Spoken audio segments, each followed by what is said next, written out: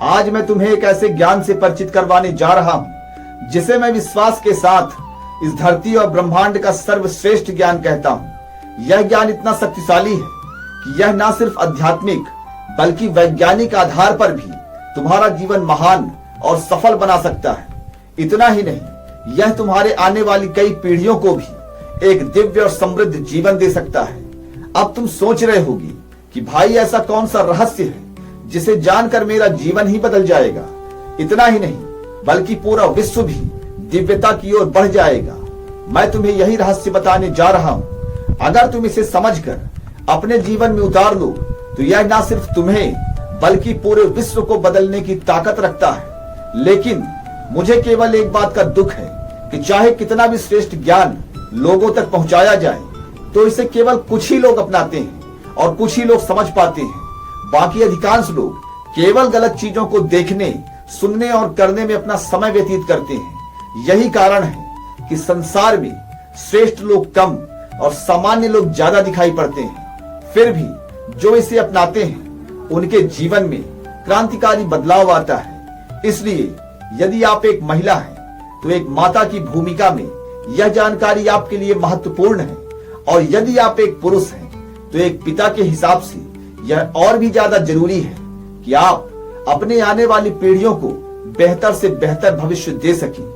आज हम दो बड़े सवालों पर बात करेंगे जो आध्यात्मिक और वैज्ञानिक दोनों नजरियों को जोड़ते हैं। पहला, क्या गर्भ के रहस्य को समझकर इंसान परमानंद, मोक्ष या मुक्ति को पा सकता है? और दूसरा, क्या इस रहस्य को समझकर अपनी आने वाली पीढ़ियों का कल्याण किया जा सकता है? इन सवालों के जवाब में हम आध्यात्मिक सिद्धांतों और वैज्ञानिक तथ्यों को एक साथ जोड़ेंगे ताकि तुम भौतिक और आध्यात्मिक दोनों तरह की सफलता हासिल कर सको। ध्यान रखना, धरती पर रहते हुए भौतिक रूप से सफल होने के साथ साथ यदि तुम परम शांति और मोक्ष प्राप्त कर सकोगी तभी यह पूर्ण सफलता मानी जाएगी। इस बात को अपने दिमाग में बैठा लो कि संसार के समस्त प्राणियों की उत्पत्ति गर्भ के द्वार से ही होता है। इसलिए यदि संसार को बदलना चाहते हो तो शुरुआत को बदलना होगा। गर्भ के रहस्य और इसके नियमों को समझना और अपनाना होगा, क्योंकि सारा खेल वहीं छिपा है। इस रहस्य को जब समझ जाओगे तो तुम्हारा जीवन भौतिक और आध्यात्मिक दोनों ही रूपों में सफल होगा। साथ ही तुम्हारे आने वाली पीढ़ियों का भाग्य भी संवर जाएगा, और उससे भी बड़ी बात है कि आने वाला युग भी सुंदर हो जाएगा। चलो सबसे पहले समझते हैं कि गर्भ में आखिर होता क्या है। विज्ञान ने इस बात को सिद्ध कर दिया है कि गर्भ में पल रहा शिशु सिर्फ मांस का एक टुकड़ा नहीं है। उसका शरीर तो बनता ही है, साथ में उसका मन और उसकी चेतना का भी विकास होता है। कुछ जरूरी वैज्ञानिक बातें सुनो। विज्ञान कहता है कि 3 हफ्तों में शिशु के दिमाग का आकार धीरे धीरे बढ़ना शुरू हो जाता है। 8 हफ्तों में उसका स्पर्श महसूस करने वाला तंत्र जाग जाता है, और 20वें हफ्ते में वह अपनी माँ की आवाज को पहचानने लगता है। इतना ही नहीं, जन्म के बाद वह सबसे पहले अपनी माँ की आवाज की ओर ही मुड़ता है। यह है ना अद्भुत बात कि जिस माँ की आवाज को उसने गर्भ के केवल दूसरे महीने में सुना था, वह जन्म के बाद भी उसी माँ की आवाज की ओर सबसे पहले आकर्षित होता है। अब यहाँ सबसे कमाल की बात है कि शिशु भले ही भाषा नहीं समझता, लेकिन वह माँ की भावनाओं को महसूस करता है और उसे अपने भीतर ग्रहण भी करता है। अर्थात यह उसके पहले संस्कार होते हैं। असल में काम, क्रोध, लोभ, गुस्सा, ईर्ष्या, सुख, प्रेम, सेवा, इन सब के प्रबल संस्कार उसे इसी समय प्राप्त होते हैं। ये भावनाएं उसके व्यक्तित्व और संस्कारों को आकार देती हैं। अगर माँ गर्भावस्था में दुखी, गुस्सैल या नकारात्मक भावनाओं जैसे लालच, चिड़चिड़ापन या बदले की भावना में रहती है तो शिशु का स्वभाव भी नकारात्मक होने की आशंका बढ़ जाती है। लेकिन अगर माँ खुश, शांत और सकारात्मक भावनाओं जैसे सेवा, परोपकार, आनंद में रहती है तो शिशु का स्वभाव भी वैसा ही सकारात्मक और श्रेष्ठ बनता है। ये संस्कार इसलिए इतने खास हैं क्योंकि ये उस वक्त बनते हैं जब शिशु का शरीर और मन बन रहा होता है। इस विशेष समय में उसके ब्रेन की वायरिंग हो रही होती है। यही उसके पूरे जीवन के लिए आधार बन जाते हैं। यह एक गंभीर सत्य है कि माँ का गर्भकालीन व्यवहार और उसकी भावनाएं शिशु के पूरे जीवन को प्रभावित करती हैं। अब सवाल है, अगर तुम चाहते हो कि तुम्हारा शिशु इस संसार का सबसे श्रेष्ठ गुणों से युक्त हो, तो गर्भकाल में माँ को क्या करना चाहिए? आज के समय में गर्भवती महिलाओं को अधिक से अधिक खाना पीना और आराम करने की सलाह दी जाती है, जिसे मैं पूरी तरह से गलत मानता हूँ। इससे भोगवादी संतानों का जन्म होता है। यह सब भोगवाद के लक्षण हैं कि ज्यादा सो ज्यादा खाओ, और परिणाम स्वरूप भोगवादी पीढ़ियों के द्वारा धरती और प्रकृति को अपनी भोग के लिए नष्ट किया जाता है, जिसका परिणाम आज हम चारों तरफ देख ही रहे हैं। तो पूरा नियम कैसा होना चाहिए?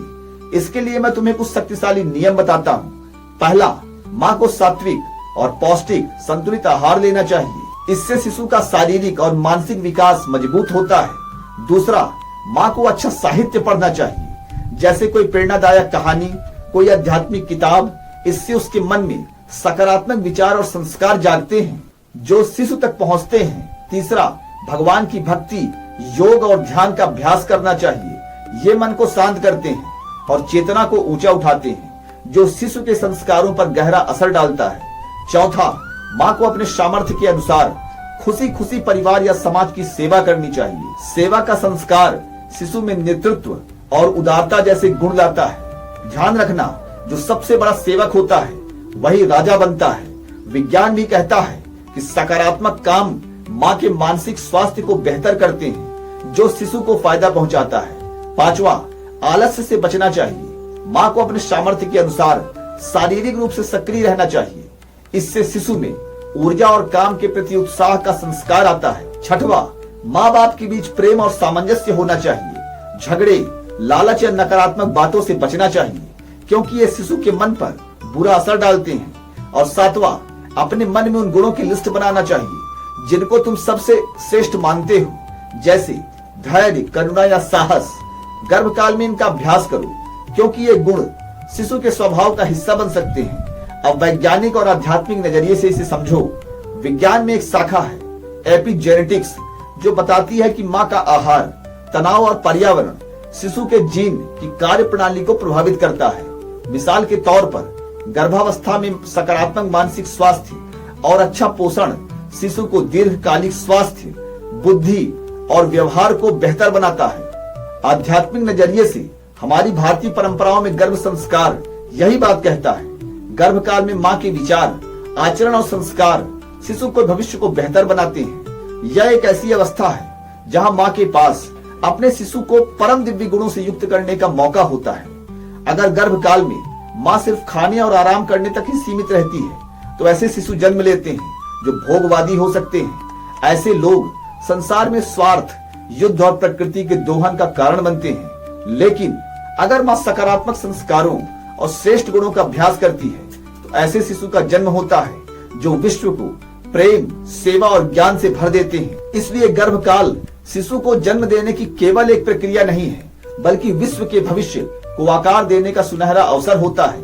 मैंने आपको शुरू में बताया था कि गर्भ के रहस्य को समझकर परम आनंद और मोक्ष भी मिल सकता है, और यह किसी भी जीव के लिए संसार की सबसे बड़ी उपलब्धि होती है। लेकिन इस पर विस्तार से बात करने का वक्त कम है, लेकिन मैं संक्षेप में कहूंगा कि गर्भ का रहस्य जीवन, कर्म और आत्मा के चक्र को समझने का द्वार है।